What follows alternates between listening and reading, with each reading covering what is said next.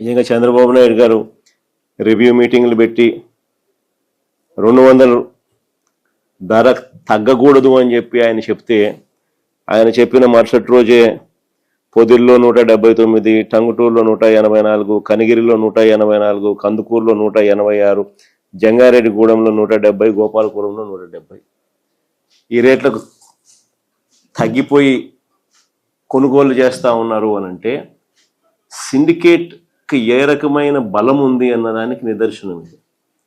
నిజంగా మొట్టమొదటిసారిగా అసలు అసలు టొబాకో బోర్డు ఎందుకు పెట్టినారు? టొబాకో బోర్డులో రైతులకు మంచి జరగాలి అనే ఉద్దేశంతో వ్యాపారులను ఒక ప్లాట్ఫామ్ ఎందుకు తీసుకొచ్చి ఆ ప్లాట్ఫామ్లో వివిధ రకాల వ్యాపారాలు పార్టిసిపేట్ చేస్తే ఆ వ్యాపారులు పార్టిసిపేట్ చేసిన నేపథ్యంలో కాంపిటీషన్ క్రియేట్ అవుతుందని, తద్వారా రైతులకు మేలు జరుగుతుందనే ఉద్దేశంతో టొబాకో బోర్డు అనేది క్రియేషన్ అనేది జరిగింది. కానీ చంద్రబాబు నాయుడు గారి ప్రభుత్వ పుణ్యాన ఏ రకంగా పరిస్థితి మారిపోయిందని అంటే, చంద్రబాబు నాయుడు గారు అధికారంలోకి వస్తూనే ఈ సిండికేట్కి అందరికీ కూడా కొమ్ములు వస్తాయి.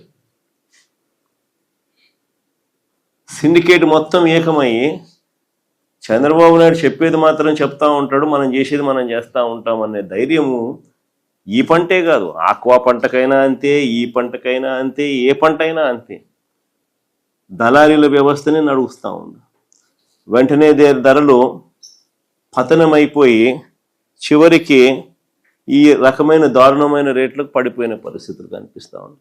చివరికి ఇంకా రైతులు ఇంకా ఏదో ఒక రేటు కొనుక్కోండి అయ్యా నాయన, మేము మమ్మల్ని బతికించండి స్వామి అనే పరిస్థితిలోకి రైతులు తెగ అమ్ముకునే పరిస్థితిలోకి వ్యవసాయం అంతా కూడా దిగజారిపోతా ఉన్న పరిస్థితులే కనిపిస్తూ ఉంది.